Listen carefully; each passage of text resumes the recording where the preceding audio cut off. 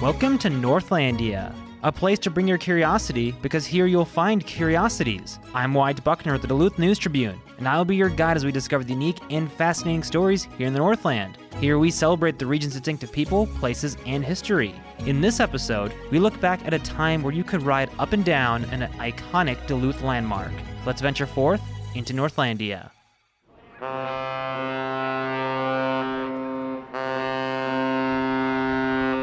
Anyone who knows anything about Duluth knows about the aerial lift bridge.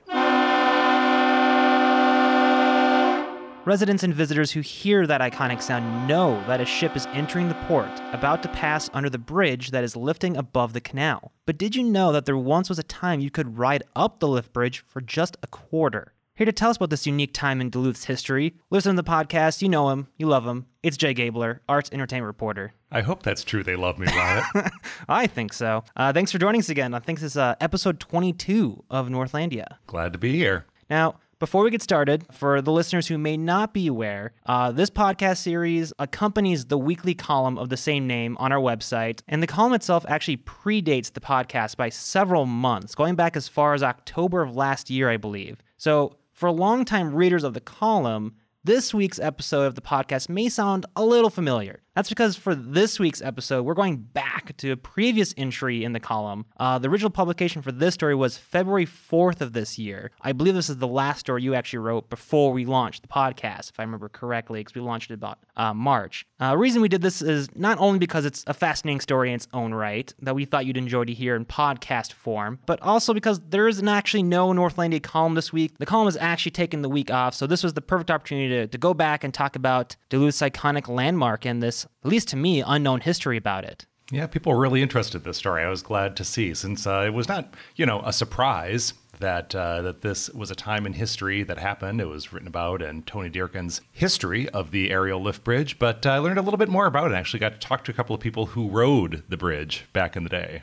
Yeah, so talk to me, how did you even find the story? Like, I can see why why you'd be interested by it, but how did you even come across it to even be curious about it?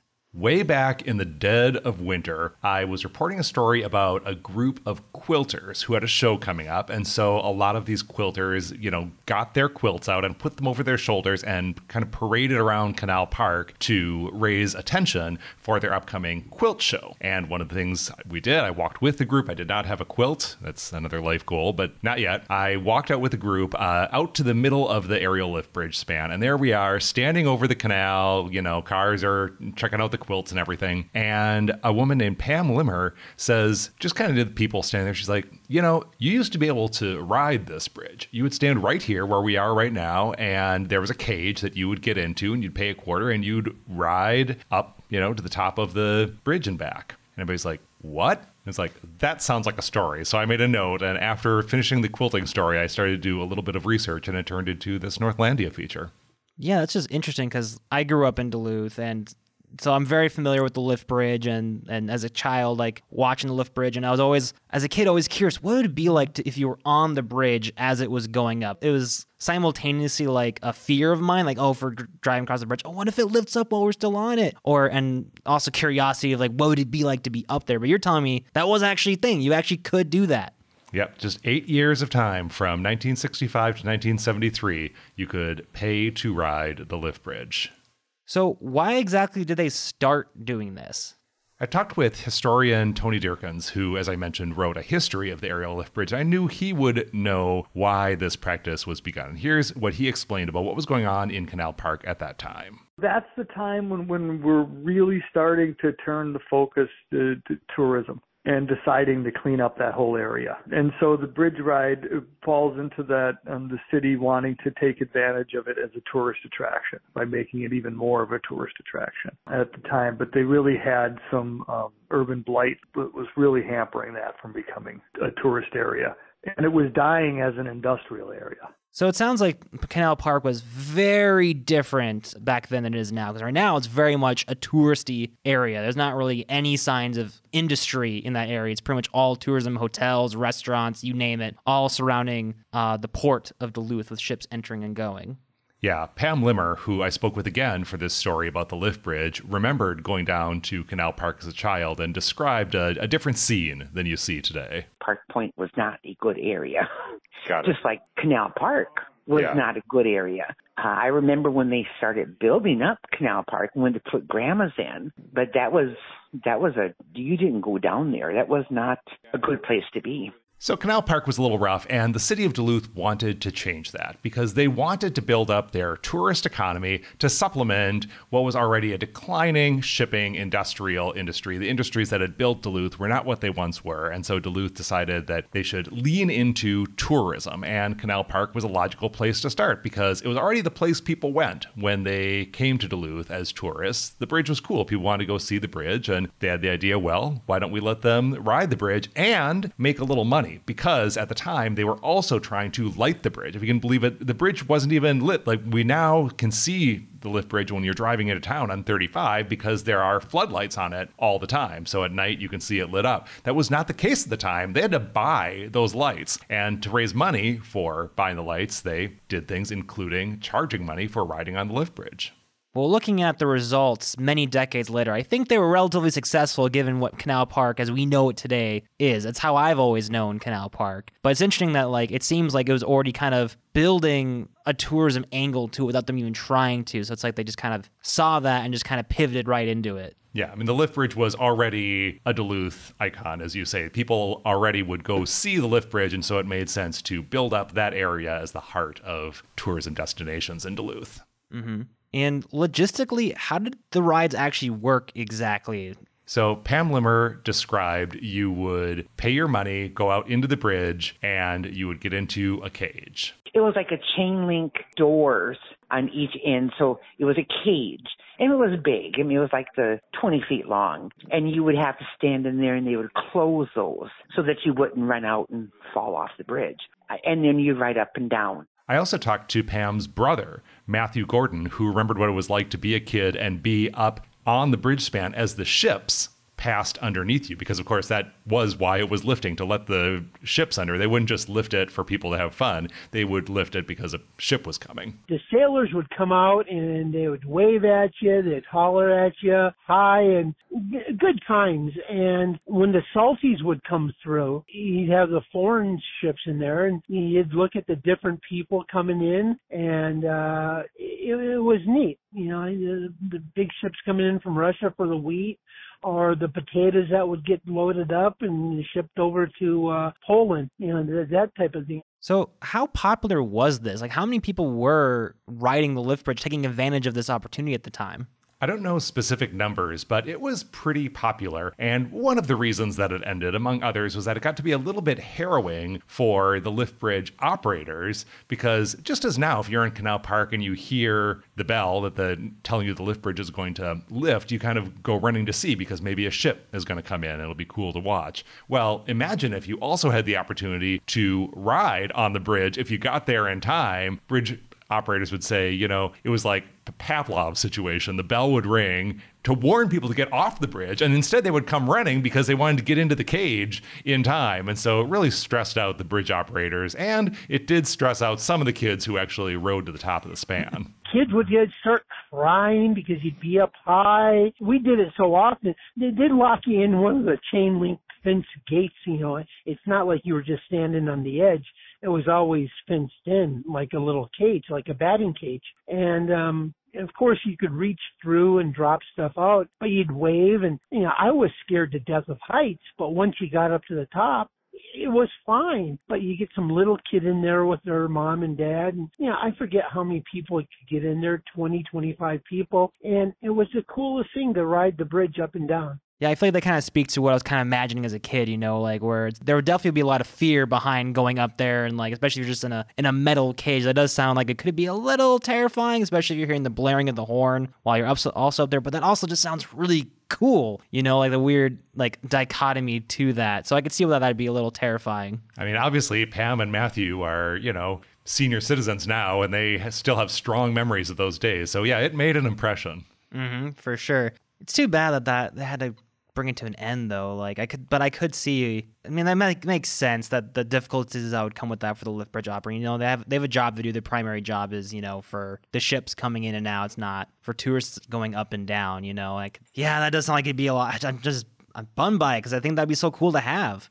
Yeah, ironically, it ended as the corner was turning for Canal Park and for Duluth as a tourist destination. 1973 was a huge year. That was the year that ground was broken for the Lake Superior Railroad Museum. It's the year that the Maritime Museum opened in Canal Park. So Duluth was really booming as a tourist destination by the early 70s. And it was those very numbers that were making lift bridge ridership all the more complicated. Because as I was saying, you'd have people, you know, running on and off the bridge. It was a pain for the lift bridge operators. It was creating traffic problems, and then it did feel a little risky. There were risks in riding the lift bridge. It is not true, as some have supposed, that there was some big accident that happened to end the era of lift bridge riding. There was one kind of sketchy incident where someone got out of the cage because she was afraid, and so she worked her way out of the cage and she ran and jumped off the bridge when the span was 20 feet up above the ground. Gosh.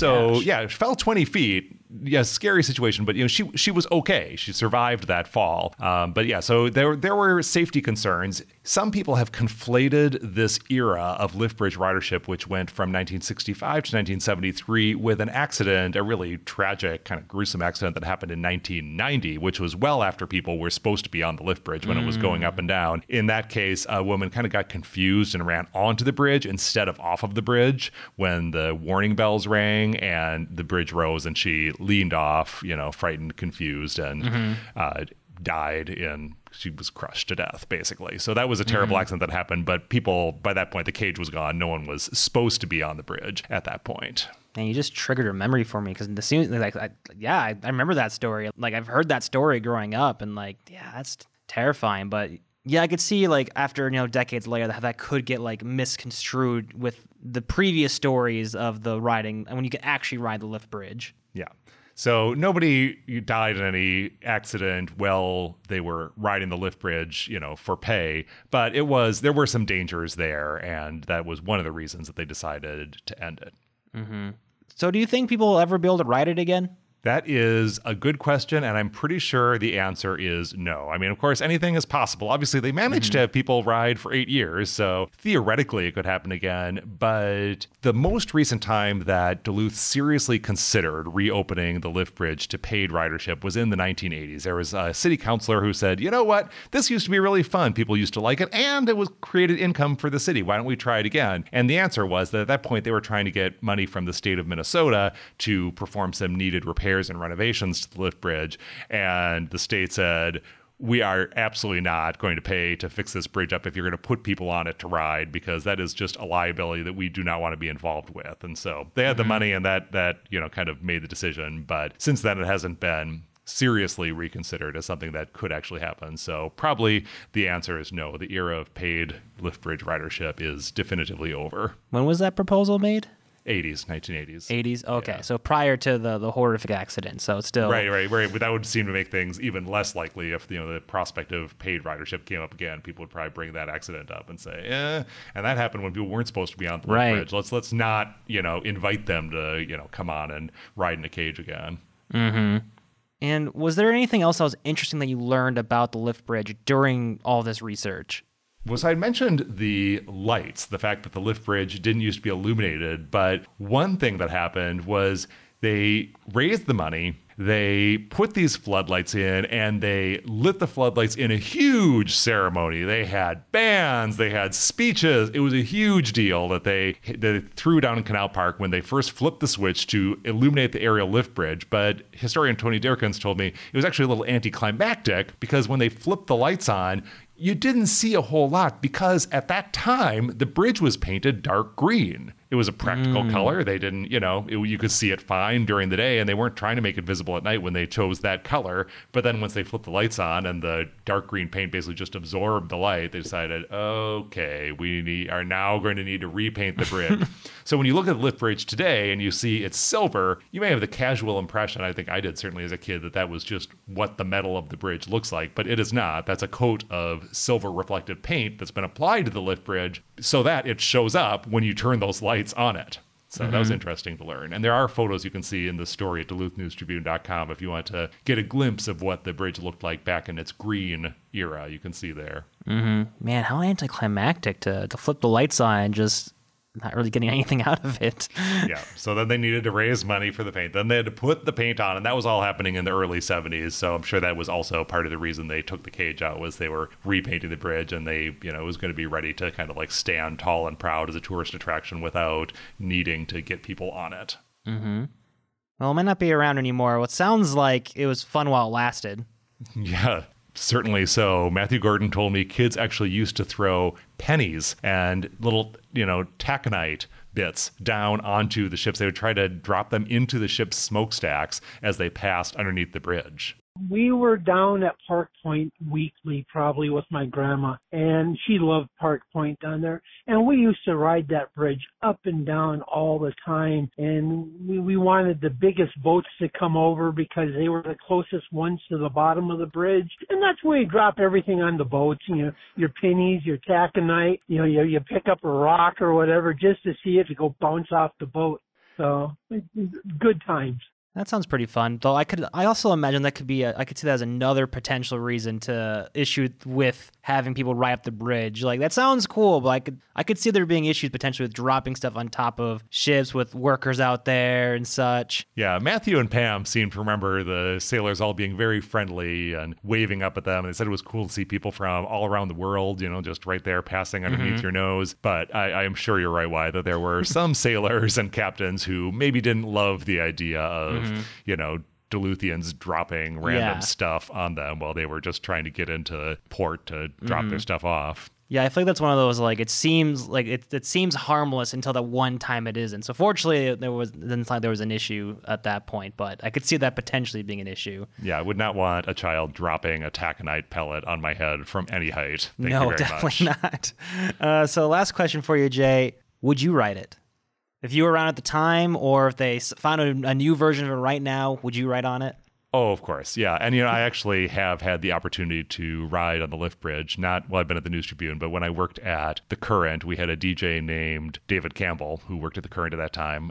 And I worked there as well. And when David Campbell learned that the principal lift bridge operator was also named David Campbell, well, we had to make it happen to have David Campbell, the DJ, meet David Campbell, the lift bridge operator. So I got to go along as a documentarian on that fun little expedition. And so as part of that, I got to ride in the lift bridge operator's house up to the, top of the span and back, which is now the way that people do ride the bridge, is when, whether they're a member of a media or a VIP or, whatever strings you can pull to get in the little operator's house. That's how it is sometimes possible for people to ride the lift bridge today. But would you ride in the cage, surrounded by other, potentially many, many other people at once? Oh, I would certainly ride in the cage, Wyatt. I got in a World War II era bomber a couple of weeks ago for the Duluth Air Show. That was a plane that was older than both my parents, who are, not they're super old or anything, but it's kind of sobering to think, okay, this plane has been around for a long time, and I am just going to get in the nose and look down at Duluth and hope for the best. And of course, it was very expertly maintained.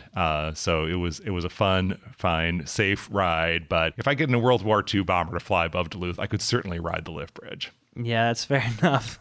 All right, Jay, I think we'll wrap up there. Thank you so much for joining us and bringing this throwback story on the podcast. Thanks, Wyatt. See you next time.